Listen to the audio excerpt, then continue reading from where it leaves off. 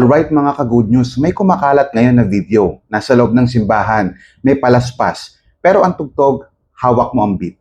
Ang tanong, ito ba ay tunay na pagsamba o nagiging entertainment na lang? Tara, pag-usapan natin yan. Una, hindi lahat ng religious setting ay tunay na worship. May palaspas, may simbahan, at may religious symbols. Pero tandaan natin, hindi ang setting ang nagde-define ng tunay na pagsamba. Sa John chapter 4 verse 24 ang sabi, ang Diyos ay espiritu at ang sumasamba sa Kanya ay dapat sumamba sa espiritu at katotohanan. Ibig sabihin, hindi sapat ang sincerity. Kailangan align sa katotohanan ng salita ng Diyos. Ka-good news, kahit nasa simbahan ka, kung ang focus mo ay hindi na ang Diyos, hindi na yon tunay na worship. Pangalawa, ang pagsamba ay hindi tungkol sa performance, kundi sa Diyos. Ka-good news, hindi lahat ng energetic ay mali. At hindi lahat ng masaya ay mali.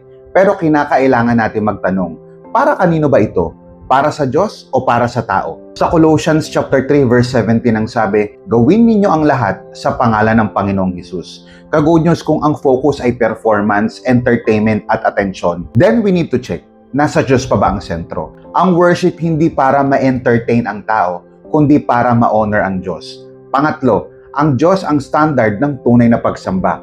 Ka-good news, hindi tayo ang magde-decide kung ano ang acceptable sa Diyos. Pero tandaan din natin, hindi lang style ang tinitignan ng Diyos, kundi ang puso at ang katotohanan. Sa Bible, ang tunay na worship ay may reverence, may holiness, at may focus sa Diyos. Hindi ito tungkol sa pagiging casual o formal lang, kundi kung ang Diyos ba talaga ang sentro. Mga ka-good news, maging maingat tayo. Hindi lahat ng masaya ay tama. Hindi lahat ng creative ay automatically mali.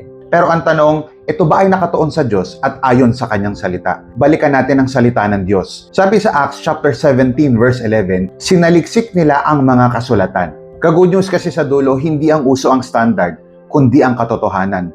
Remember that worship is not about the vibe, it's about the God we worship. What are your thoughts? I-type mo sa comment section.